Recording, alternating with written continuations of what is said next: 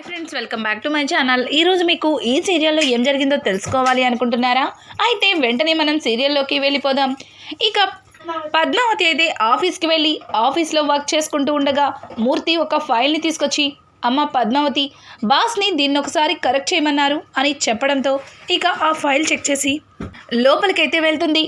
Sir, ఈ file మొత్తం check చేసి ఉండాను సార్, ఇందులో అన్నీ బాగానే ఉన్నాయి అని చెప్పి ఇక పద్మావతి చెబుతుండగా ఇంకా యశోధర్ అయితే పద్మావతిని చూడగానే ఒక మంచి కవితని, తన మనసులో ఉన్న ప్రేమని కవిత రూపంలో పద్మావతికి చెబుతాడు.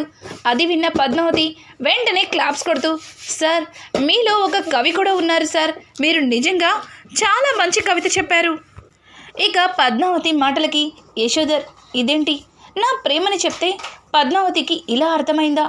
అసలు పద్మావతికి నా ప్రేమ ఎలా చెప్పాలి అని చెప్పి యశోధర్ ఆలోచిస్తుండగా, సార్, ఏంటి సార్ అలా ఉన్నారు, దేని గురించో ఆలోచిస్తున్నట్టున్నారు?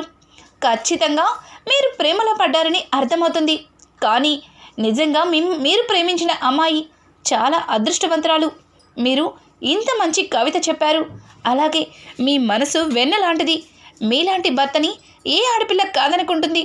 ఖచ్చితంగా ఈ కవితని మీరు ప్రేమించిన అమ్మాయి దగ్గర చెబితే మీ ప్రేమని ఇట్టే యాక్సెప్ట్ చేసేస్తుంది అని చెప్పి పద్మావతి చెప్తూ, సార్, ఈ ఫైల్ మీద మీ సంతకం కావాలి అని ఇక ఫైల్ మీద సంతకం పెట్టించుకొని అక్కడి నుంచి పద్మావతి వెళ్ళిపోతుంది.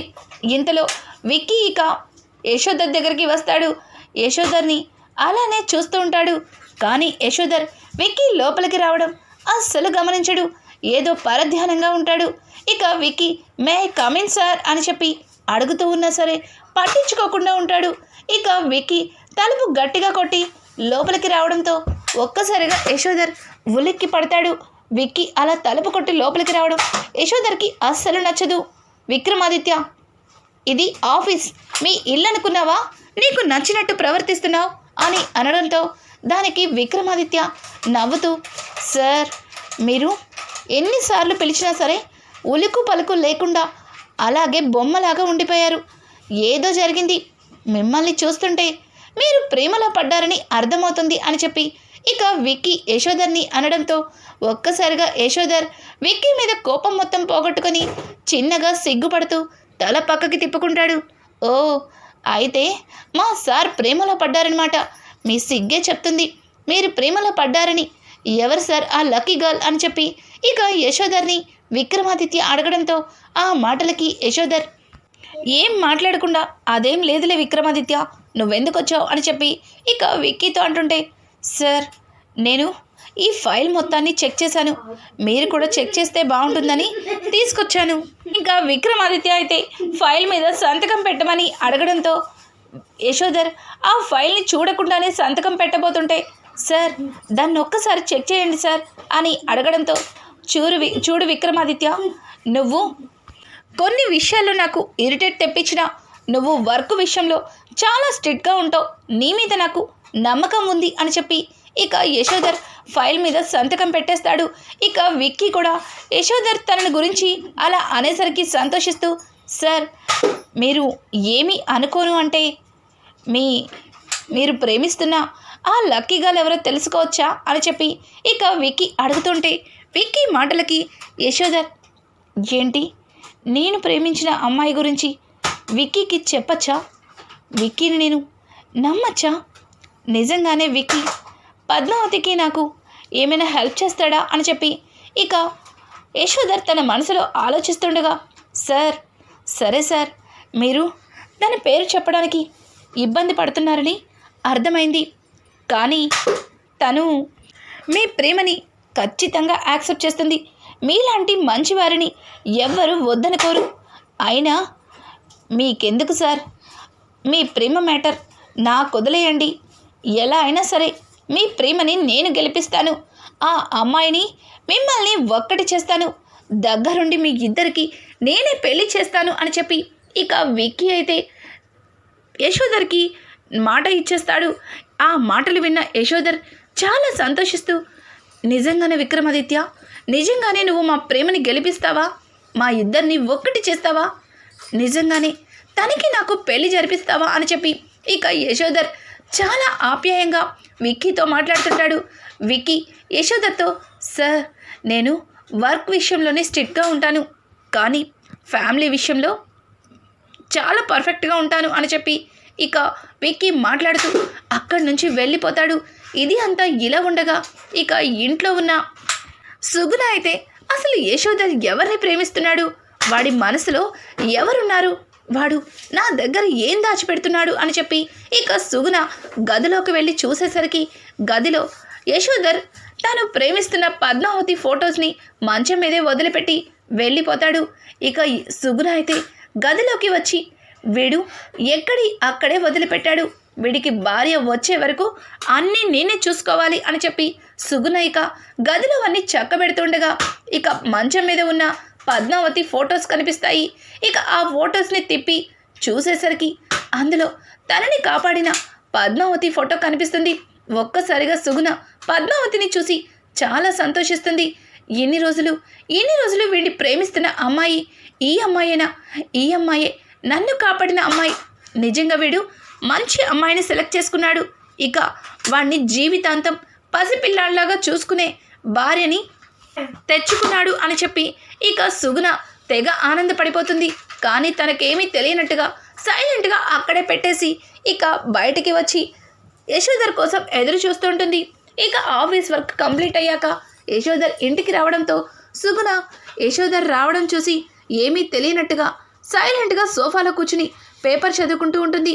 ఇలా ఇక యశోదర్ అయితే సుగుణ పక్కన కూర్చుని, డార్లింగ్ సుగుణ, ఏం చేస్తున్నావు, జ్యూస్ తాగావా, టాబ్లెట్స్ వేసుకున్నావా, మళ్ళీ ఇంట్లో అది ఇది అంటూ నేను వెళ్ళాక ఏదైనా పని చేశావా అని అడగడంతో, రే యశోదర్, నేనేం చెయ్యలేదులేరా, నేను బాగానే ఉన్నాను, నన్ను కాపాడింది నా కోడలు ఈ అత్తగారి ప్రాణాలు కాపాడింది, అంత తొందరగా నీ పెళ్ళి చూడకుండా నేనేమి అవ్వలేరా అని చెప్పి ఇక సుగుణ ఫ్లోలో పద్మావతిని కోడలిగా మాట్లాడుతుంది. ఒక్కసారిగా యశోదర్ ఉలిక్కిపడి, సుగుణ ఏమంటున్నావు అని అంటుంటే, అదేరా మీ ఆఫీస్లో పనిచేసే అమ్మాయి, అదే పద్మావతి, తను నన్ను కాపాడింది కదా, దాని గురించి నా కోడలు కూడా తనలాగే ఉంటుంది కదా, అందుకే కోడలు అన్నాను, సారీ రా అని చెప్పి ఇక సుగుణ మళ్ళీ మాట మారుస్తుంది. ఆ మాటలకి యశోదర్, నువ్వు తన్ని కోడల్లా ఉంది అన్నావు, తనే నీ కోడలని తెలిస్తే నువ్వు ఎగిరి గంతేస్తావు సుగుణ, తన మనసులో నేనున్నానో లేదో తెలుసుకున్న తర్వాత ఖచ్చితంగా ముందు ఆ గుడ్ న్యూస్ని నీకే చెప్తా అని చెప్పి ఇక యశోదర్ తన మనసులో అనుకుంటాడు. ఇక ఇక్కడ చూస్తే విక్కీ అలాగే పద్మావతి ఇద్దరు కూడా కలిసి వస్తూ ఉండగా అనుకోకుండా పద్మావతి గరుడకి ఒక కార్ అడ్డం వస్తుంది. ఆ కార్ పద్మావతిని డాష్ ఇస్తుంది. పద్మావతి చాలా కోపంగా కారులో నుంచి బండి మీద నుంచి కిందకి దిగి, కారులో ఉన్నది ఎవరు, బయటికి రండి, ఆయన ముందు వెనక చూసుకోవద్దా, చంపేస్తారా మనుషుల్ని అని చెప్పి గట్టిగా అరిచి గొడవ చేస్తూ ఉంటుంది. ఇక విక్రమాదిత్య కూడా అట్నుంచి వెళ్తూ పద్మావతి దగ్గరకైతే వస్తాడు. పద్మావతి ఏమైంది అని అడగడంతో, సారు చూడండి సారు, నా గరుడ తుక్కు అయిపోయింది, పెద్ద కారు ఉంది కదా అని ఇష్టం వచ్చినట్టు డ్రైవ్ చేసుకుని ఒక్కసారిగా మీదకు వచ్చేశారు, చూడండి సారు అని చెప్పి పద్మావతి అయితే ఇక కారులో ఉన్న వాళ్ళ మీద తెగ రెచ్చిపోతుంది. విక్కీ కూడా, ఏయ్ కారులో ఉన్నది ఎవరు, దిగండి, చూసుకుని డ్రైవ్ చేయాలి కదా, ప్రాణాలు పోతే ఏం చేస్తారు అని చెప్పి ఇక విక్కీ కారులో ఉన్నది ఎవరా అన్నట్టుగా తొంగి చూసేసరికి కారులో నుంచి ఒక లేడీ దిగుతుంది. ఆవిడ చూడటానికి చాలా ర్యాష్గా, చాలా గర్వంగా కనిపిస్తుంది. ఆవిడ్ని చూసి విక్కీ అయితే, ఎవరండి మీరు,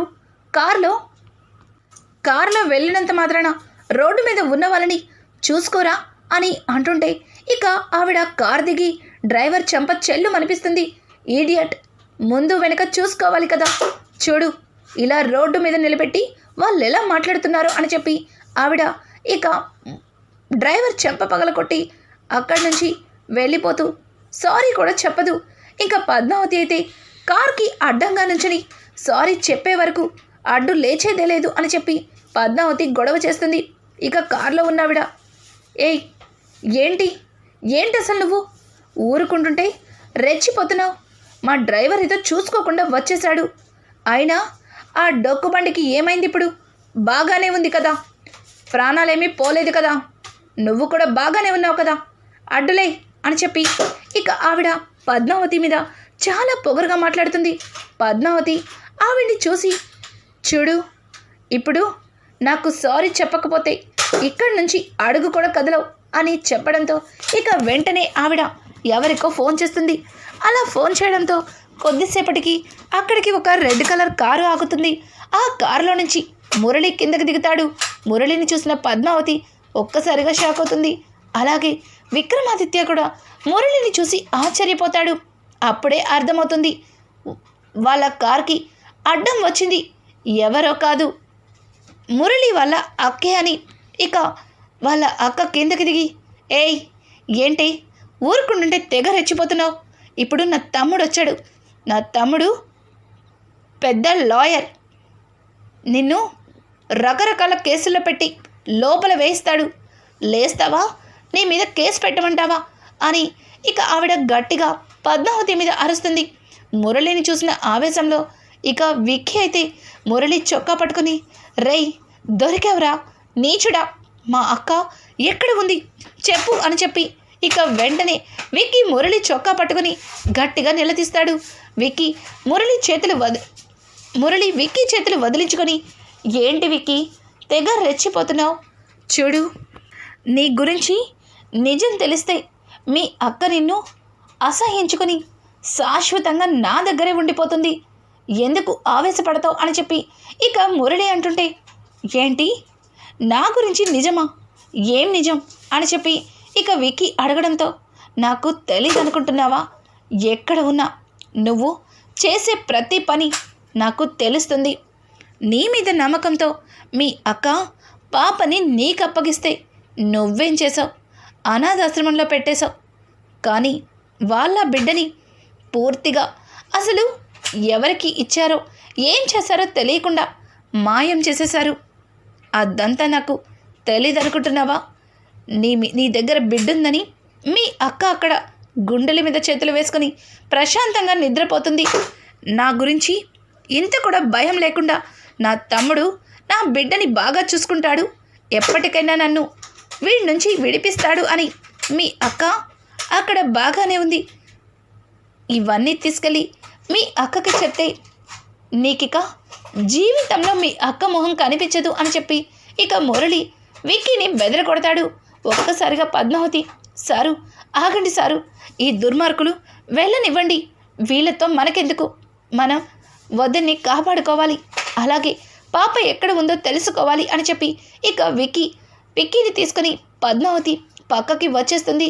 ఆవిడ్ని చూస్తూ ఈవిడ కూడా తమ్ముడిలాగే దుర్మార్గురాలు అని చెప్పి ఇక పద్మావతి అనుకుంటుండగా వాళ్ళ అక్క మురళి దగ్గరికి వచ్చి, రే తమ్ముడు, వీళ్ళేనా ఆ అరవింద కుటుంబం, వీడేనా అరవింద తమ్ముడు, తినేనా పద్మావతి, దీనికోసమేనా నువ్వు అంతలాగా వీళ్ళందరి దగ్గర బ్యాడ్ అయిపోయావు అని చెప్పి ఇక మురళి వాళ్ళ అక్క మురళితో అంటుంది. వాళ్ళిద్దరు కూడా అక్కడి నుంచి వెళ్ళిపోతారు. ఇక పద్మావతి అయితే చాలా కోపంగా వాళ్ళని ఉరిమురివి చూస్తుంది. విక్కీ మాత్రం ఆవేశంగా మురళిని పట్టుకోవాలని ప్రయత్నిస్తాడు. సారు ఆగండి సారు, ఆవేశపడకండి, మనం ఏమాత్రం తొందరపడ్డా అక్కడ వదిన ప్రాణాలకి హాని, ఆగండి సారు అని చెప్పి ఇక పద్మావతి విక్కీని ఆపుతుంది. ఇక విక్కీ పద్మావతి ఇంటికి వెళుతుండగా పార్వతి ఎదురొస్తుంది. పార్వతిని చూసిన పద్మావతి, అమ్మా నువ్వేంటి ఇక్కడ అని అడగడంతో దానికి పార్వతి, అమ్మీ పద్మావతి ఎట్టా ఉండావమ్మీ, బాగానే ఉండావా అని అడగడంతో దానికి పద్మావతి, నేను బాగానే ఉండానమ్మా, నువ్వేంటి ఇలా ఉండవు, అసలు నీకేమై ఉండాది అని అడగడంతో దానికి పార్వతి, నాన్న నాకు జరిగిందంతా చెప్పుండారు, అనుకి నీకు ఏమై ఉండాది, అసలు మీ ఇద్దరి మధ్యలో మనస్పర్ధలు ఎందుకు వచ్చాయి అని అడగడంతో దానికి పద్మావతి, ఏమో అమ్మ, నాకు కూడా తెలీదు, అక్కని అడిగి చూశాను కానీ అక్క ఏమీ చెప్పటం లేదు, అక్క నాతో మాట్లాడకుండా అలా బాధగా ఉంటే నేను తట్టుకోలేకపోతున్నాను. అసలు అక్క ఎందుకలా మారిపోయిందో నాకు ఇప్పటికీ అర్థం కావట్లేదు అని చెప్పి పద్మావతి అయితే పార్వతిని హక్ చేసుకొని ఏడుస్తూ ఉంటుంది. ఇక పార్వతి పదమ్మి లోపలికి వెళదాము అని చెప్పి పద్మావతిని తీసుకుని లోపలికి వెళుతుంటే ఇక పద్మావతి కళ్ళనీళ్ళు తుడుచుకొని అమ్మ అక్కే నిదానంగా తెలుసుకుంటుంది. నువ్వు తొందరపడి అక్కని ఏమీ అనద్దు. అక్క మనసు బాధపడుతుంది. నేనే అక్క విషయంలో ఏదో పొరపాటు చేసుండాను అని చెప్పి ఇక పద్మావతి అయితే పార్వతితో చెబుతుంది. పార్వతి అమ్మి పద్మావతి నువ్వు ఎన్నటికీ పొరపాటు చెయ్యవు. ఖచ్చితంగా అనునే ఏదో పొరపాటు పడింది. ఏవో చెప్పిన మాటలు విన్నది. నాకు అర్థమైంది. నేను అనుతో మాట్లాడతాను అని చెప్పి ఇక పార్వతి లోపలికి వెళుతుండగా పార్వతిని ఆగు అని ఒక పెద్ద గొంతైతే వినిపిస్తుంది. ఒక్కసారిగా పార్వతి వెనక్కి తిరిగి చూసేసరికి అమ్మగారు మీరా అని ఇక పార్వతి అనడంతో పద్మావతి ఆశ్చర్యపోతుంది. ఇక విక్కీ అయితే అమ్మమ్మ నువ్వా అని చెప్పి ఇక ఆ పెద్దవాడిని వెళ్ళి హక్ చేసుకుంటాడు. ఇక పద్మావతి అయితే అమ్మా విక్రమాదిత్య గారి అమ్మమ్మంట, నీకు ముందే తెలుసా మీరా అని అడుగుతున్నారు అని చెప్పి ఇక పద్మావతి ఆశ్చర్యంగా పార్వతిని అడుగుతుంది. పార్వతి భయపడుతూ ఆవిడ్ని ఒక్కొక్క అడుగు వెనక్కి వేస్తుంది. ఇక విక్కీ వాళ్ళ అమ్మమ్మ ముందుకు వెళ్ళి ఏయ్ నువ్వేంటిక్కడ, మళ్ళీ నా కుటుంబంలో చేరి ఎవరిని దూరం చేయాలనుకుంటున్నావు అని అడగడంతో దానికి పార్వతి భయపడుతూ అమ్మగారు అదేం లేదమ్మగారు, నేను అని చెప్పి పార్వతి ఏదో చెబుతుంటే ఆ మాటలకి పక్క నుంచి అను నానమ్మగారు ఆవిడ మా అమ్మ అని ఇక పద్మావతి అంటుంటే దానికి విక్కీ వాళ్ళ అమ్మమ్మ ఇంతకీ నువ్వెవరు, నన్ను నానమ్మ అని వరుసలు పెట్టి పిలుస్తున్నావేంటి, అయినా మీరు నా ఇంటికి ఎందుకు వచ్చారు అని చెప్పి ఇక ఆవిడ గట్టిగా ఇద్దరి మీద అరుస్తుంది. వెంటనే లోపల నుంచి విక్కీ వాళ్ళ నానమ్మ వచ్చి వదినా ఎప్పుడొచ్చారు, ఇదే రావటమా, కనీసం ఒక్క ఫోన్ కూడా చేయలేదు అని చెప్పి ఆవిడ మాట్లాడుతూ లోపలికి రమ్మని పిలుస్తుంది. ఇంకా అలాగే కుచిల కూడా ఆవిడని చూసి పిన్ని గారు మీరు ఇప్పుడే రావటమా, రండి లోపలికి అని కుచిల అంటుంటే కుచిల ఇంతకీ వీళ్ళెవరు, వీళ్ళెందుకు ఇక్కడికి వచ్చినట్టు, అసలు ఇట్లాంటి వాళ్ళని ఎందుకు ఇంటికి రాణిస్తున్నారు అని అడగడంతో దానికి కుచిల నేను కూడా అదే చెప్పాను పిన్ని, ఎన్నోసార్లు చెప్పాను వీళ్ళని ఇంట్లోకి రానివ్వకూడదు అని, కానీ ఏం చేస్తాం మా దరిద్రం కొద్దీ వీళ్ళిద్దరూ మా ఇంటి కోడళ్ళయ్యారు, అందుకే వీళ్ళు మా ఇంట్లో ఉండవలసి వచ్చింది అని చెప్పి ఇక కుచిల ఆవిడతో చెప్పడంతో ఆవిడ చాలా కోపంగా ఏంటి వీళ్ళిద్దరూ ఈ ఇంటి కోడళ్ళా, అసలు వీళ్ళ అమ్మ ఎట్లాంటిదో మీకు తెలుసా అని అడగడంతో ఒక్కసారిగా అక్కడ ఉన్న వాళ్ళందరూ కూడా ఆశ్చర్యపోతారు.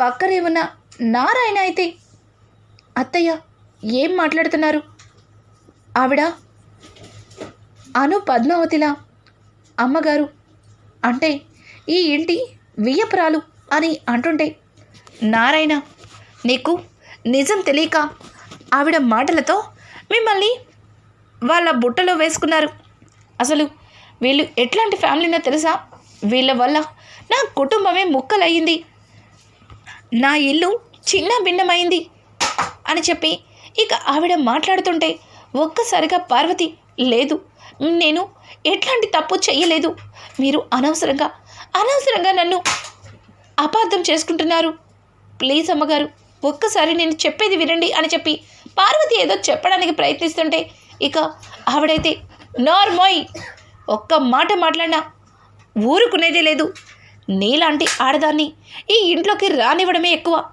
అట్లాంటిది నీ కూతుర్లని మా ఇంటి కోడళ్ళగా చేశావా, అసలు ఈ పెళ్ళని నేను ఒప్పుకోను అని చెప్పి ఇక ఆవిడ గొడవ చేస్తుంటే ఇక విక్కీ అమ్మమ్మ ఏమైంది, మీరేంటి వీళ్ళ గురించి ఇలా మాట్లాడడం ఏంటి, మీరు వాళ్ళని అపార్థం చేసుకున్నారు, వాళ్ళు మీరు అనుకున్నట్టు అటువంటి వారు కాదు, మీరు పొరపాటు పడుతున్నట్టున్నారు అని చెప్పి విక్కీ ఏదో చెప్పడానికి ప్రయత్నిస్తుంటే ఇక వాళ్ళ అమ్మమ్మ అయితే పద్మావతి వాళ్ళ అమ్మ గురించి నిజాన్ని బయట పెడుతుంది. ఒక్కసారిగా పద్మావతి అక్కడికక్కడే కుప్పకూలిపోతుంది. ఎందుకంటే పద్మావతి తల్లి గురించి విక్కీ వాళ్ళ అమ్మమ్మ చెప్పిన నిజాలకి ఇక కుటుంబ గొడవల గురించి బయటపడ్డ మరుక్షణం విక్రమాదిత్య కుటుంబం అలాగే విక్కీ కాపురం ఏమవుతుంది? ఇక ఇక్కడ చూస్తే యశోధర్ ప్రేమ పద్మావతితో ఒక్కటి చేస్తాను అన్న మాట విక్రమాదిత్యకి తెలిస్తే ఎలా ఫీల్ అవుతాడు? రానున్న ఎపిసోడ్స్ అయితే మరింత ఇంట్రెస్టింగ్గా మారబోతున్నాయి. ఈ వీడియో మీకు నచ్చినట్టయితే లైక్ చేసి సబ్స్క్రైబ్ చేసుకోవడం మాత్రం మర్చిపోకండి.